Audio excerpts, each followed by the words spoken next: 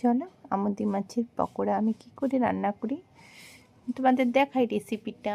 এখানে মিক্সি মেশিনের মধ্যে আদা, পেঁয়াজ, রসুন, কাঁচা লঙ্কা, ধনেপাতা সব দিয়ে দেখো একটা পেস্ট রেডি করে নিয়েছি। আর আগে থেকে ধরো আমুদি মাছটা নুন, হলুদ, লঙ্কার গুঁড়ো, গোলমরিচের গুঁড়ো, একটু লেবু রস দিয়ে মাখিয়ে রেখেছিলাম আধা ঘন্টা। তারপরে মশলাটা পেস্ট করে ওর মধ্যে একটু মাখিয়ে মাছটা আধ ঘন্টার জন্য রেখে দেবো, যাতে সব কিছু মশলাগুলো ঢুকে যায় ভেতরে।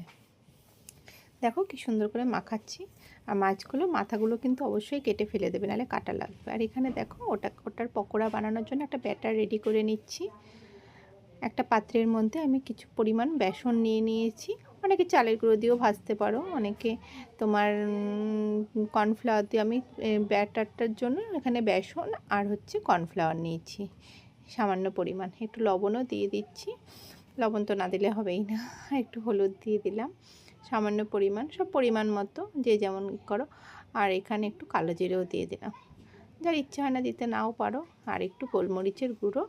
আর যে ব্যাটার মশলাটা রেডি করেছিলাম ওই মশলাটা কিছুটা রেখে দিয়েছিলাম, ওর মধ্যে দিয়ে দিলাম। খেতে ভালো লাগে জানো তো। দিয়ে শুকনো উপকরণ এগুলো দিয়ে সব দিয়ে ভালো করে মাখিয়ে একটু জল দিয়ে ভালো করে একটা থিক ব্যাটার বানিয়ে নিলাম। বেশি পাতলাও না বেশি ঘনও না। এবার চলো মাছগুলোকে এর মধ্যে ডুবিয়ে গরম তেলে, ছাকা তেলে ভালো করে ভেজে নেব। যা দারুণ হয়েছিল না, ছেলে মেয়ে বাড়ির সবারই খুব ভালো লেগেছে। ফার্স্ট টাইম আমুদি মাছের পকোড়া রান্না করলাম। কার কার ভালো লাগলো, কে কীভাবে আমুদি মাছ খাও কমেন্ট করে বলো। আর আমার মাছটার পকোড়াটা কেমন লাগলো তোমরাও কমেন্টে জানিও। টাটা বন্ধুরা, সবাই ভালো থেকো, সুস্থ